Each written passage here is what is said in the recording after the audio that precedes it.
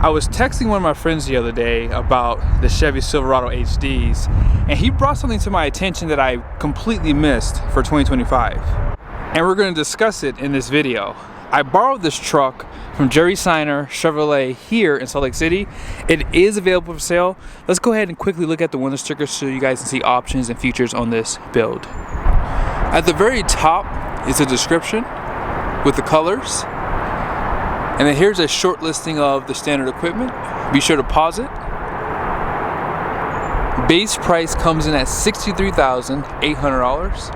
And here are all the options for this truck. So it has a diesel, LTZ Plus package, which is a no-brainer because it gives you the front bucket seats and ventilated seats too. You guys can also see it has the power retractable running boards.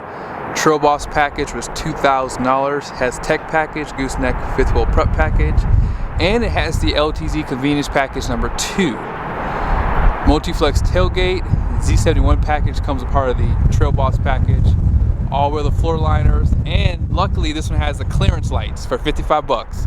Destination comes in at $19.95 with a total price of $86,575. I've done a few videos on the Trail Boss HDs. The last one I did was on the Cypress Gray.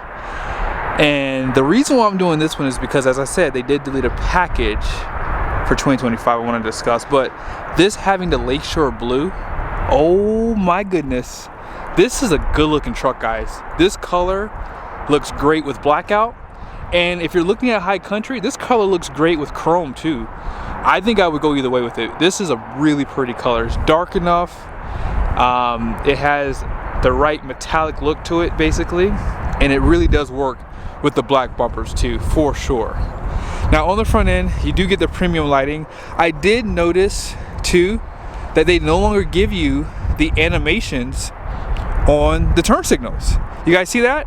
When you go to lock it and then unlock it, it doesn't have the animations. I'm actually shocked by that. You have the dual projector beam, high and low beam right there. You have a reflective style LED fog light, front parking sensors. The red recovery hooks, I'm not a fan of red typically, but on the Lakeshore it looks pretty good. I think the black bumpers really do finish it off. Some people don't really like that, and we'll discuss that here in a second. So you have active grille shutters, you have the camera on the front end. And then here are those 20-inch wheels. They have a great look to them. They are new for 2025. The wheel that they replace, man, is a huge step forward for GM trucks for sure. Not a fan of those other wheel designs that they had. And finally we see a truck now with the clearance lights. It is so rare to see these out west for some weird reason. Now here's some of your badging blacked out. They did start doing this for 2025.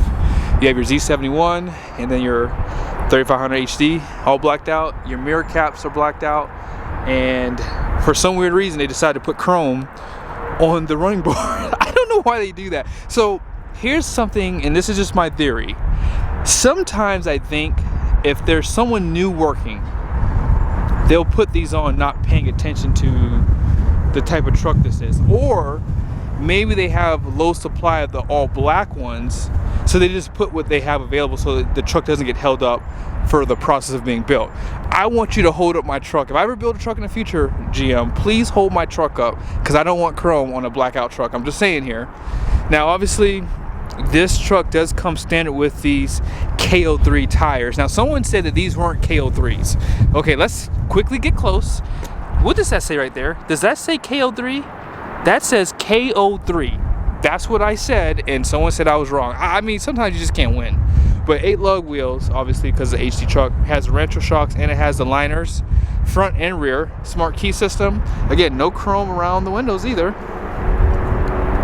Because this is a 3500, you do have those overloads, and you have 5 leads in the main pack. The bottom one being a helper spring. And then here's that Trail Boss badge right there. Steps out back, parking sensors, multi-flex. I'm seeing a lot more Chevy trucks with the multi-flex. I personally would skip it because I like the idea of having the power for the tailgate to come back up. Full LED tail lights look great. These were on like a constraint, I remember, back in 2023 when they did the refresh for 2024. Class 5 hitch, you have your camera inputs right there. And there is your bed with fifth wheel prep package. You have some of your plugs and bed lights. On this side you have your 400 watts of power down there. You also have your bed lights up there with 2 cameras. And you have that power sliding glass. That's an option too, by the way, which for this truck, I don't think that should be the case. Now, they don't upgrade the tire when you get the Trail Boss package, which would be nice. 342 rear, Rancho shocks, and you have that G80, which is an automatic locker. And let's quickly pop the hood and talk about this powertrain. If you are looking to get a Trail Boss package, you can get the gas engine still, obviously standard, or this upgraded Duramax diesel. 470 horsepower, 975 pound-feet of torque. This is probably one of the most reliable diesel options out there. GM is very slow to add updates to their diesel engines, and I think it's because they like to keep them reliable. It does have that 10-speed stem-proofed Allison behind it, which is not my favorite. Hopefully they continue to add updates to it as time goes. This does have the Denso fuel pump and injectors. That is very reliable, and it's probably my favorite setup for the fuel system in the HD segment. So really quickly, here are the animations for the HD truck. So it says Z71. If you go and look at a half-ton truck, they do use a Trail Boss animation. I'm not sure why they didn't migrate that over to this truck.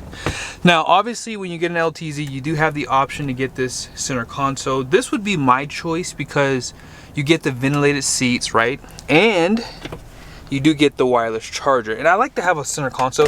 I did, however, like having the bench too. So when my wife and I would go out together, she would sit next to me, and I did like that because, you know, when your wife sits next to you, you can, never mind. Up here you do have some storage there, and because the truck has the 360 camera, you have that guy right there, and they just do a good job overall. I think Chevy has done the best with this. Very clear cameras, you can zoom in. They also give you the camera here for your rearview mirror. This truck has the HomeLink.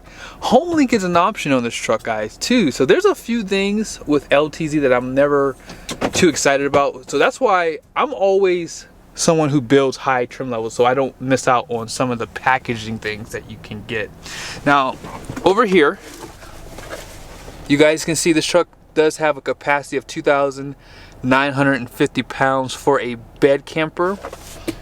So if you do plan on using this truck for a bed camper, you have up to that. I'll show you the payload here in a second. But let's discuss that package that they deleted for 2025. Now, most of you guys know that they did introduce this Trail Boss package for 2025. And based off of what I've seen out in the real world, I see a lot of Trail Boss HDs. This is a very, very popular truck. I see them everywhere, and I'm not exaggerating that. Where I live at the grocery store, someone has one, basically. So I see them quite a bit.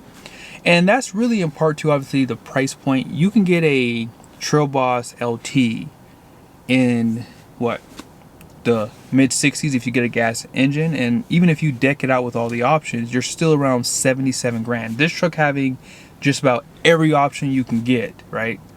You can get it under 85,000. Now, I didn't say this earlier, but I would have skipped out on these power deployable running boards because for $2,300, that's a lot of money.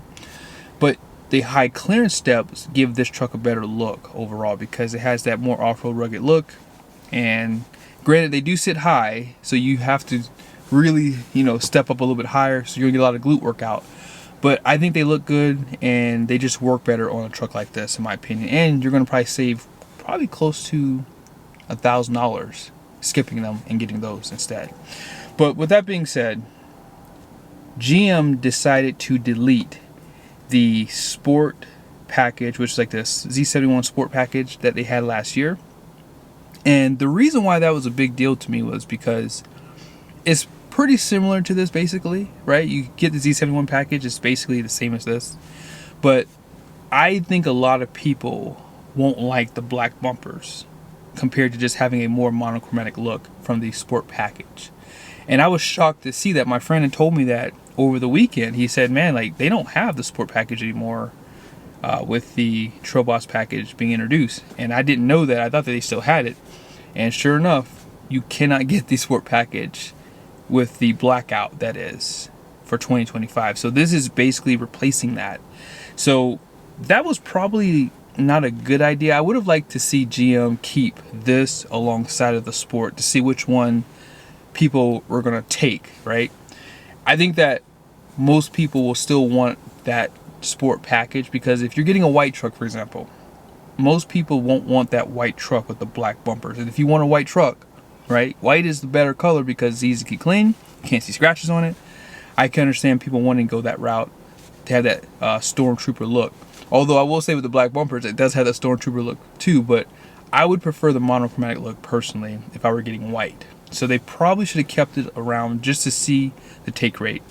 Now obviously if you don't want the Trail Boss look, you still have the Sport Chrome package. I did a video on one, and actually I liked the way it looked. It was a good looking truck. So I will, if I remember, I will put that video at the end of this one, so if you want to kind of take a look at that, if you don't really care for the Trail Boss, or if you just don't want the blackout look, you still have that as an other option. But let me know your thoughts down below. Do you guys think that the Trail Boss package is a better looking truck overall compared to the Sport package that it replaced last year?